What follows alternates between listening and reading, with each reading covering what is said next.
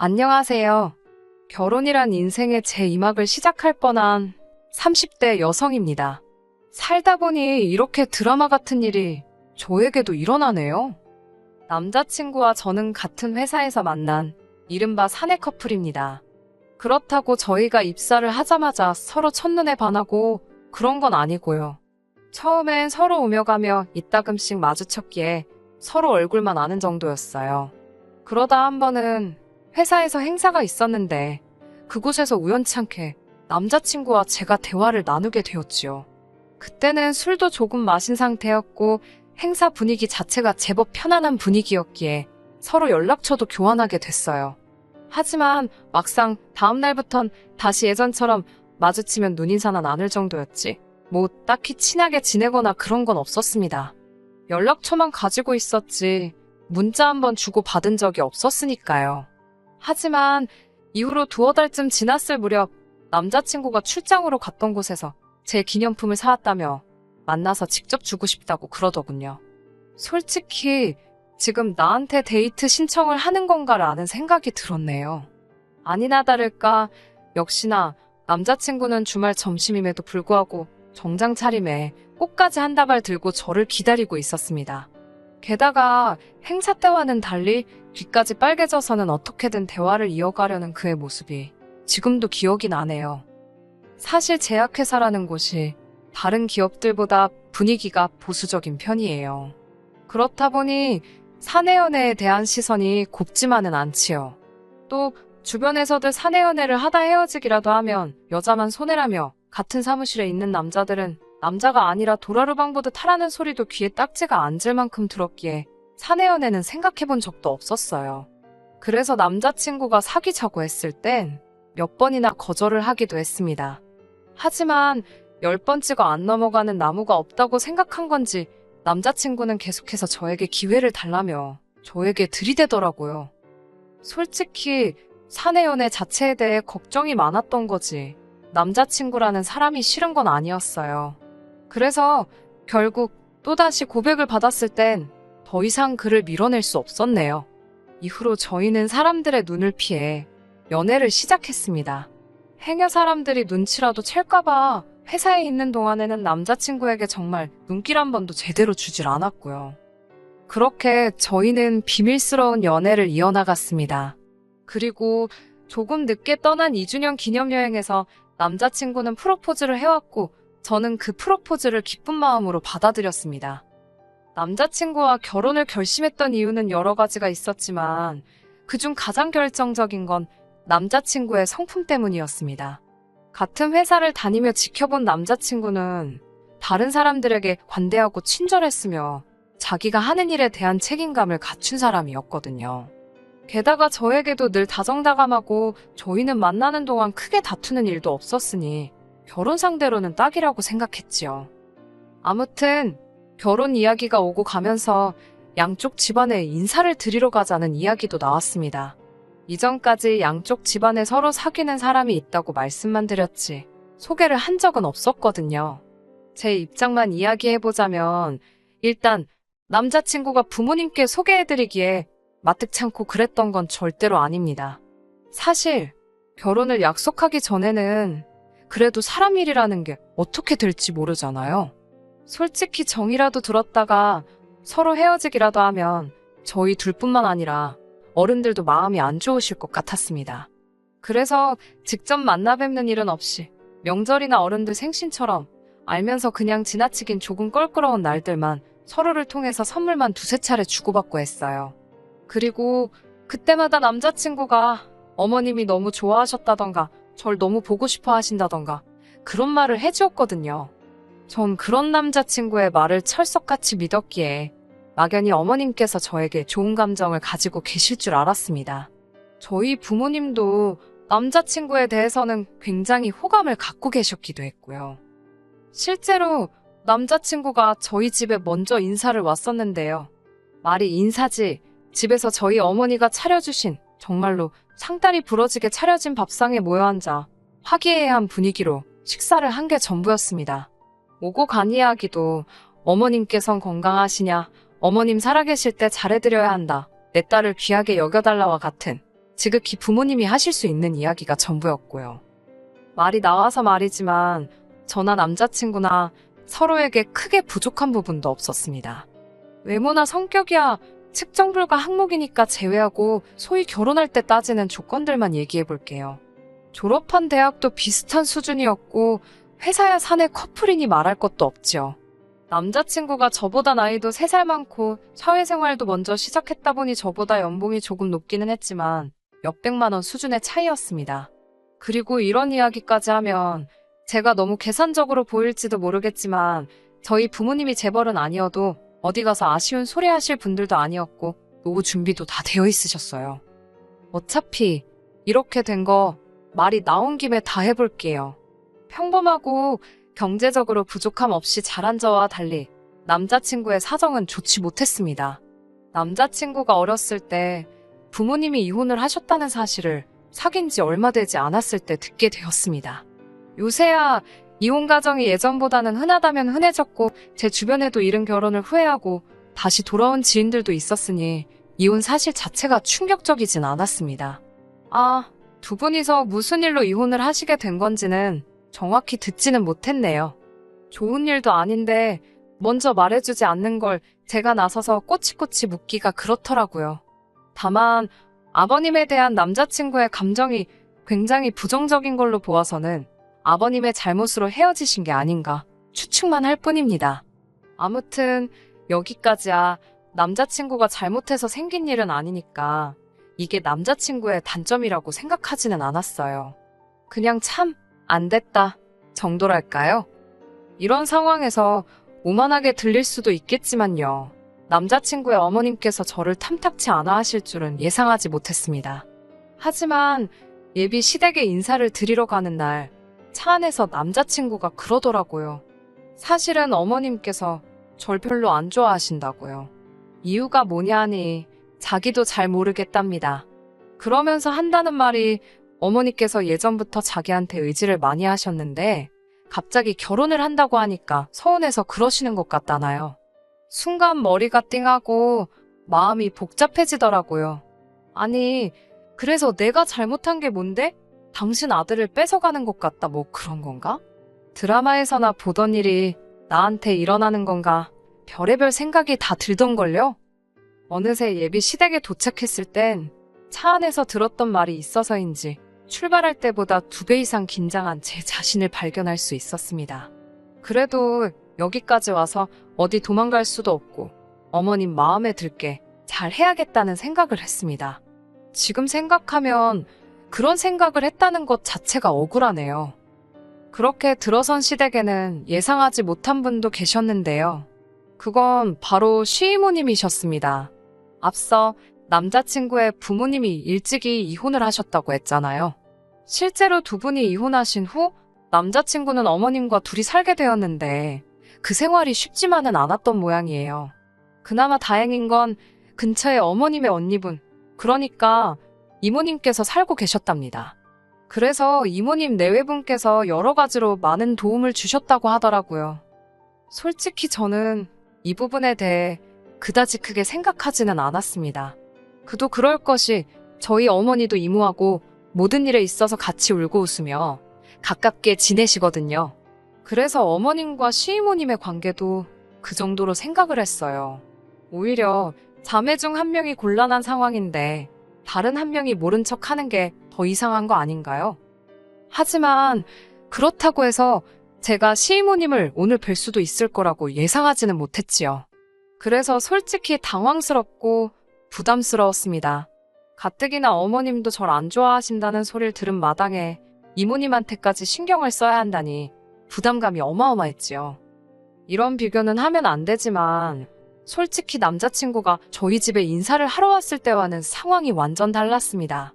저도 뭐 상다리 부러지는 밥상을 기대한 건 아닙니다. 하지만 아예 밥도 안 주실 줄은 몰랐지요. 하시는 말씀이 저희가 너무 늦게 와서 어머님과 이모님이 먼저 식사를 하셨답니다. 당신들은 나이가 있어서 제때 식사를 안 먹으면 속이 아프시다고요. 무슨 말씀을 하시는지는 알지만 저희가 도착한 시간은 정오 12시 반이었습니다. 제가 서운할 만하지요. 그렇게 저희는 식탁이 아닌 거실에 모이게 되었는데요. 거실에 있는 소파가 3인용이었습니다. 남자친구가 저더러 소파에 앉으라며 자기는 바닥에 가서 앉더라고요. 그러자 어머님과 이모님께서 남자친구에게 너는 배탈도 잘 나는 애가 왜 바닥에 앉냐며 당신들 중 한 분이 바닥에 앉겠다고 말씀만 하시더라고요. 분위기상 제가 내려가 앉아야 하는 분위기였습니다만 저도 그냥 버티고 있었어요. 저도 인사드리러 온다고 차려입느라 치마 차림이기도 했고 결국 남자친구가 어느 방에선가 간이 의자를 들고 나왔습니다. 그렇게 네 사람 모두 의자에 앉기는 했지만 기분이 정말 별로였지요. 이렇게 노골적으로 저에게 싫은 감정을 보이실 줄은 예상치 못했으니까요. 하지만 제가 이런 일로 파혼을 결심하게 된 건 절대로 아닙니다. 제가 결정적으로 파혼을 결심하게 된 건 어머님과 이모님 두 분의 욕심 때문이에요. 특히 이모님의 욕심은 저로 하여금 이 집구석은 내가 감당할 수가 없겠다는 확신을 갖게 만들었습니다. 이모님께서는 그동안 말만 들었지 실물로는 처음 본다면서 네 시어머니 될 사람은 너한테 말하지 말랬지만 자기가 이 말은 꼭 하셔야겠다면서 인사 순서부터가 아주 잘못되었답니다. 저는 처음에 무슨 말씀을 하시는 건가 했어요. 그런데 이모님 말씀이 제가 남자친구와 결혼을 하기로 했을 때는 어머님의 허락을 먼저 구해야 되는 거랍니다. 시어머니 될 사람이 이 결혼은 해도 좋다라고 허락을 해주시면 그때 장인장모 될 사람한테 제가 이 집 사위 될 사람입니다 하고 인사를 드리러 가는 게 예의라나요? 아니 그러면 저는 허락을 받아야 되는 사람이고 남자친구는 뭐 저희 집에 통보를 하러 가는 거예요? 어이가 없었지만 최대한 웃는 얼굴로 이모님 저도 인사를 드리러 오는 거고 남자친구도 저희 집에 인사를 드리러 가는 거지요.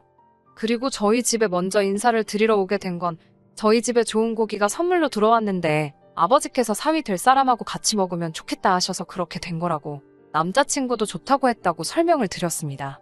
그러자 이모님께서는 변명 같은 거 할 시간에 죄송합니다 사과를 하는 게 맞다면서 저더러 어른이 무슨 얘기를 하면 억울하고 속상해도 가만히 듣고 반성할 거리를 찾아서 반성을 하랍니다.